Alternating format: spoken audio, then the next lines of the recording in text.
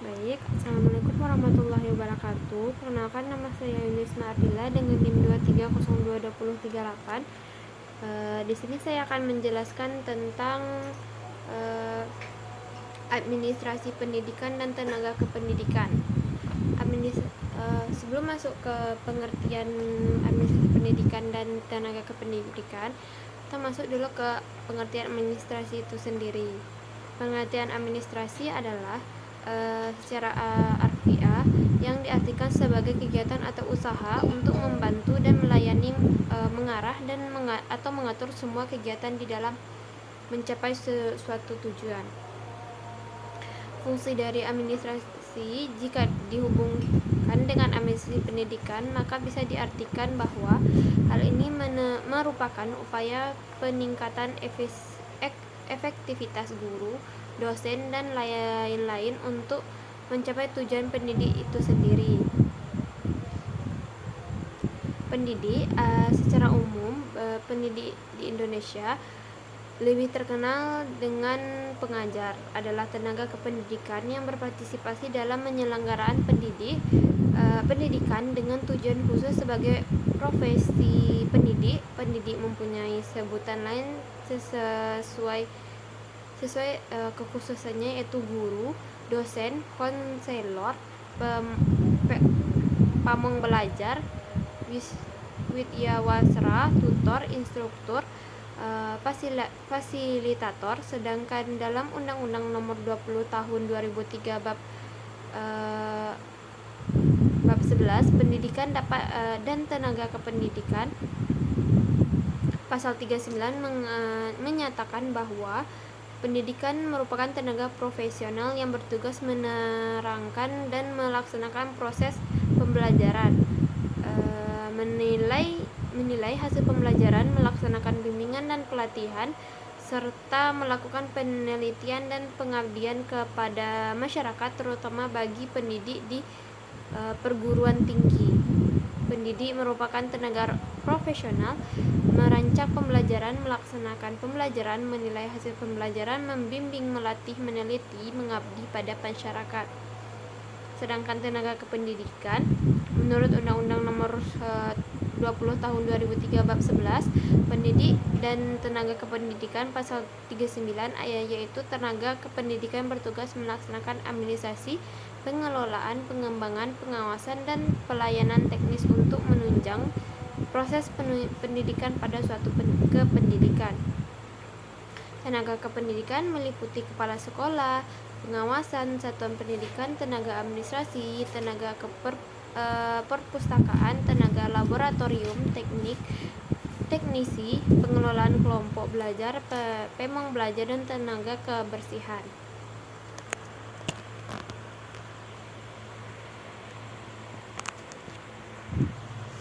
Baik, lanjut. Tenaga kependidikan lainnya, orang yang berpartisipasi dalam penyelenggaraan kependidikan di suatu kependidikan walaupun secara tidak langsung terlibat dalam proses pendidikan. Yang pertama yaitu wakil kepala sekolah, yang kedua tata usaha, yang ketiga laboran atau petugas khusus yang bertanggung jawab terhadap alat-alat dan bahan di laboratorium, yang keempat perpustakawan, yang kelima pelatihan ekstrakurikuler, yang keenam petugas keamanan. Proses administrasi PTK, yang pertama adalah mengadakan tenaga kependidikan. Pengadaan tenaga personil adalah proses kegiatan untuk mengisi formasi yang kosong. Perlu diketahui bahwa lowongan suatu formasi di samping disebabkan karena pengembangan lembaga dengan menambah jabatan-jabatan baru, juga disebabkan oleh adanya personel lembaga yang berhenti. Pengadaan tenaga kependidikan diselenggarakan dengan langkah-langkah: A. Pengumuman adanya informasi baru, B. Pendaftaran, C. Seleksi atau penyaringan. Selanjutnya B.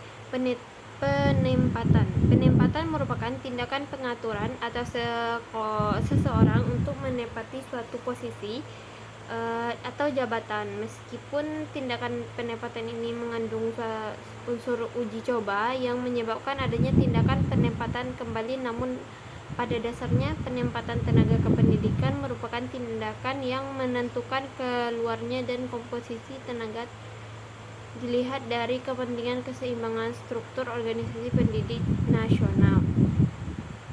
Yang selanjutnya yaitu C, orientasi. Orientasi merupakan upaya perkenalan seorang tenaga kependidikan yang baru terhadap situasi dan kondisi pekerjaan atau jabatannya. Orientasi bertujuan untuk mempercepat masa adaptasi sehingga tenaga kependidikan baru dapat bekerja lebih cepat dan lebih baik. Namun tidak sesuai semua orientasi menjamin hasil yang baik. Pemberian informasi yang tidak tepat dapat menimbulkan situasi yang buruk bagi tenaga kependidikan baru. Yang ketiga yaitu kesejahteraan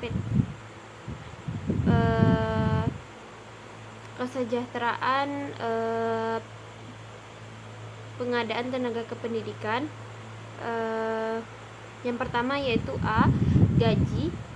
Di dalam Peraturan Pemerintah Republik Indonesia tahun nomor 25 tahun 2011 tentang perubahan ke-12 Peraturan Pemerintah nomor 7 tahun 1977 tentang peraturan gaji pegawai negeri sipil pada bab 2 pasal 4 menyatakan bahwa PNS termasuk guru PNS diberi gaji pokok berdasarkan golongan dan ruang yang ditetapkan untuk pangkat tersebut. Sedangkan pada pasal 5 dikatakan bahwa seseorang yang diangkat menjadi calon pegawai negeri sipil diberi gaji pokok sebesar 80% dari gaji pokok seperti yang dinyatakan pada pasal 4. Selain diberi gaji pokok, seorang PNS akan mendapat kenaikan gaji berkala apabila telah memenuhi syarat seperti telah mencapai masa kerja golongan dan penilaian pelaksanaan pekerjaan